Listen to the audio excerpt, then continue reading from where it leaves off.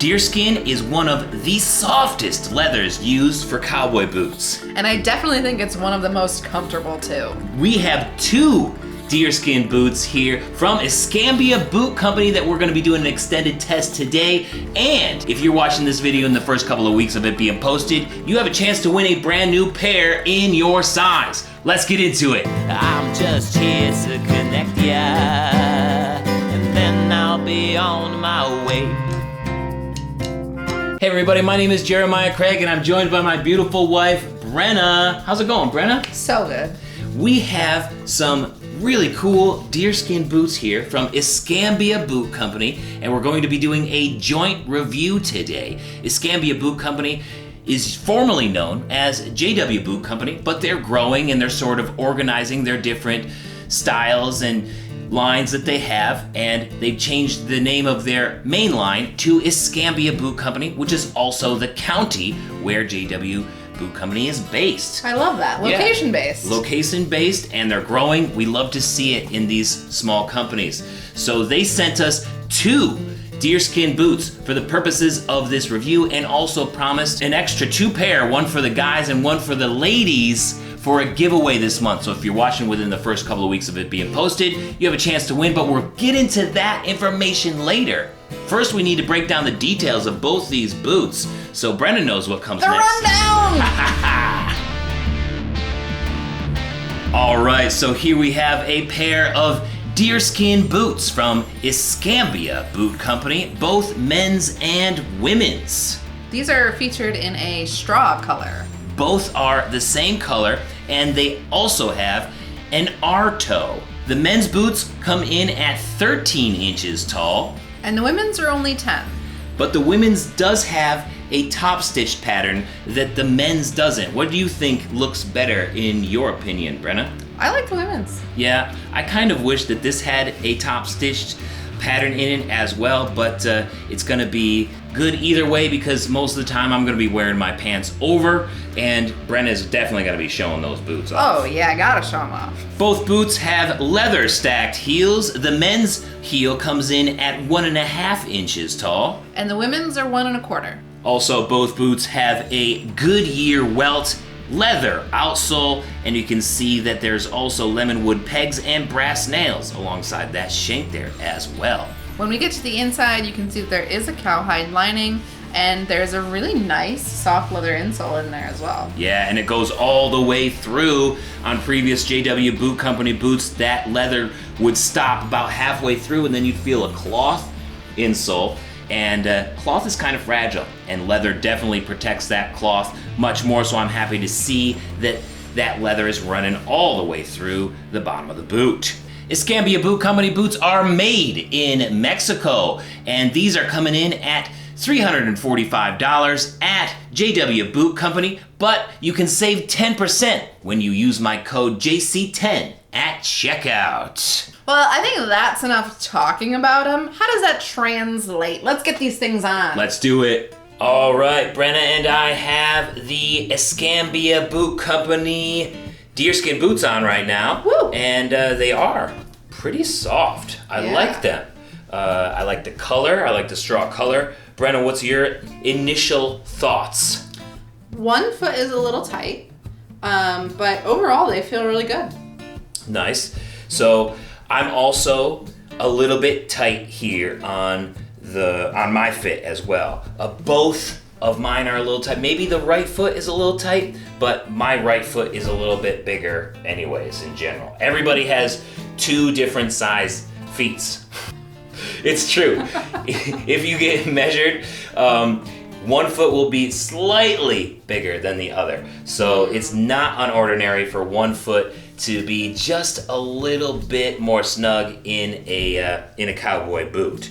But that said, these do feel like a true 11D for me. I've always tried to get 12B boots from JW Boot Company. They haven't ever really been able to do it right for a true 12B fit. So this is what I would expect from, say, an 11D.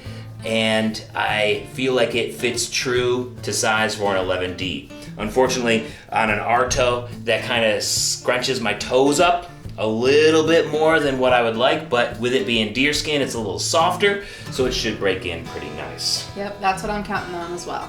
So they might look nice, but how do they hold up? It's time for an extended test, don't you think, Brynna? Heck yeah. Let's hit the town for a date night. We went to the Falls Wine Room in Ithaca, New York for a cocktail class. This was a cool store. Yeah, I loved looking at all the different types of wines they have. Lots of good stuff. Well, we'll have to save that for later because right now we gotta step up to the bar and learn about homemade sodas to go with spirits. Yum!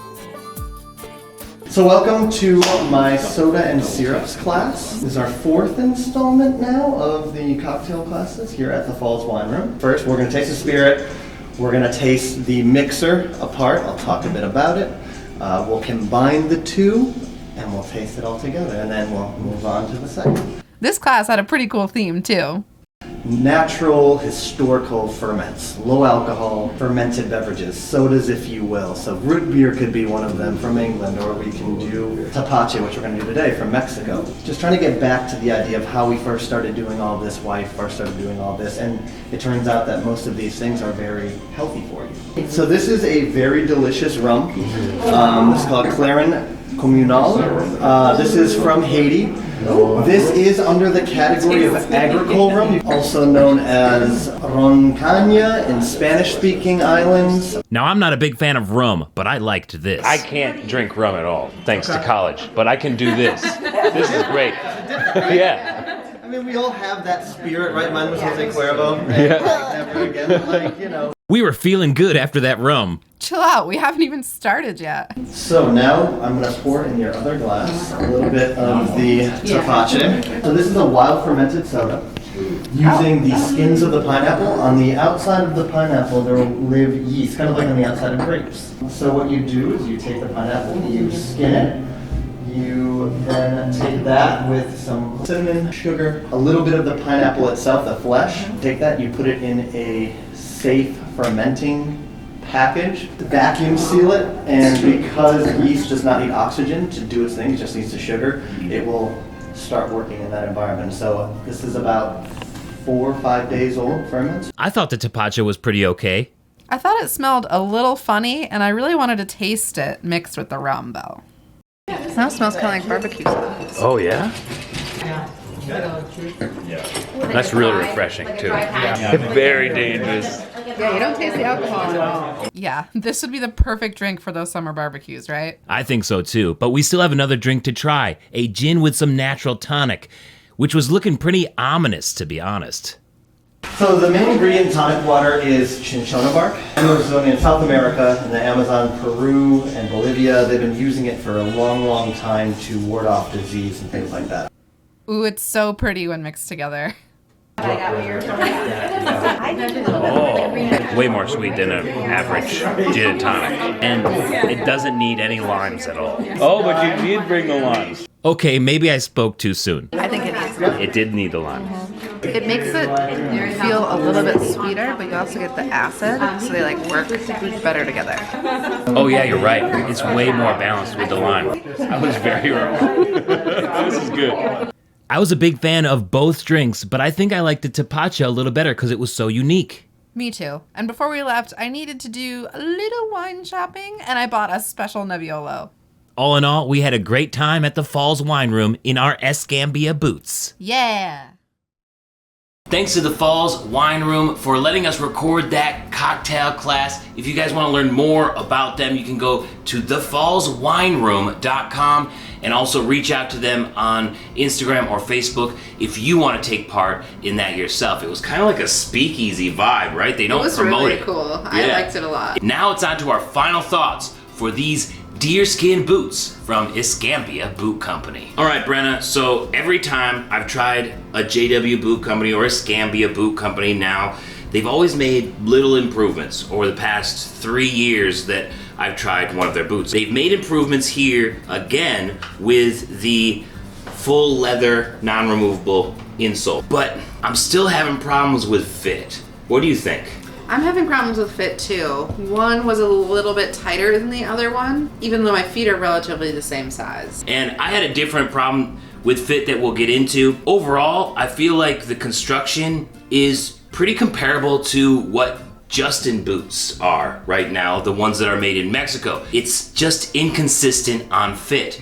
We also had the opportunity, which was really, really eye-opening, to try ostrich leg boots from Escambia as well.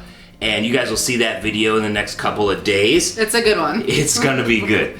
And they fit completely different from these deerskin ones. Yeah. Same for you? Yeah, the exact same for me. It was very strange to say, oh, well, these fit a little bit wonky, but the other ones were like perfect. So it's, you know, how do you reconcile that? I don't know. So from my understanding, different leathers last differently when they're making the boot, and lasting means when they're stretching the leather over the shape of the foot. That's a last. So lasting a leather can react differently if it's not crimped ahead of time, and crimping means you actually stretch the leather ahead of time so that it doesn't have that problem. But factories don't do that in Mexico because it takes way too much time. So they just stretch the leather as it is over the last while they're building the boot. So that could lead to some inconsistencies with fit when different leathers are used, because like we said, ostrich leg for both of us fit just fine. So these were a little bit tighter for me as well, just like they were tighter for you. But I also had, like, as I was wearing this boot, I noticed this little lump inside the insole in here. So here it is. You can see, look at that little lump there. You see like it? A quarter. It looks like a quarter that's under there, right? Someone said, you need an extra little quarter in your step. Then I ripped out the non-removable insole that was glued down. Here's what I found. Is that cork? It's just cork, yeah. It's just an extra bit of cork. But what I also think it is, when they were building the boots, they just left a big glob of glue in one area, which then gave me this quarter-sized little bump in there that seriously drove me nuts. I was hoping it would break in, and it didn't. So it was just like a little quality control issue there. You're kind of like the princess on the pea. A little pea in my... A little piece of cork, and this man is losing his mind. I am a princess. I got it. When it comes to boots, I'm totally a princess. Flat only. We didn't have the most enjoyable experience with these deerskin boots. Definitely not as enjoyable as we had with the ostrich leg boots that you guys will see in a couple of days. Maybe you'll already be able to see it depending on when you come across this video. Those boots are only $40 more than these deerskin ones. I mean, one thing is, it's a leather that, in my opinion, is more exotic. So it feels like instead of just having a boot that looks like everything else, you could have a boot that looks exotic and looks, you know, that $40 extra in price. And also the fit is worth an extra $40. To have a boot that fits nicely out of the box, worth it. Stick with us here because there's also a giveaway opportunity right now, and you can choose either the deerskin boots or the ostrich leg boots if you happen to win. We got 2 pairs up for grabs, one for the guys, one for the ladies. Here's what you have to do to enter. First, like this video right now. Why, Brynna? Because it's a great video. Well, yeah. And number 2, subscribe if you haven't yet. If you watch this video, you should subscribe. Just you have to do it. Why not? And then thirdly, fill out the form at the link in the description. I need your email and a bunch of other stuff so I can let you know if you win. And then on April 7th, that's a Friday, at 8 p.m. Eastern, I will announce the 2 winners, the men and the women's winner, on a Boots and Ballads live stream where I'll play music, talk boots, and so much more. You won't want to miss it. It's a great time. It's a party. Woo! Until then, thank you so much for watching today.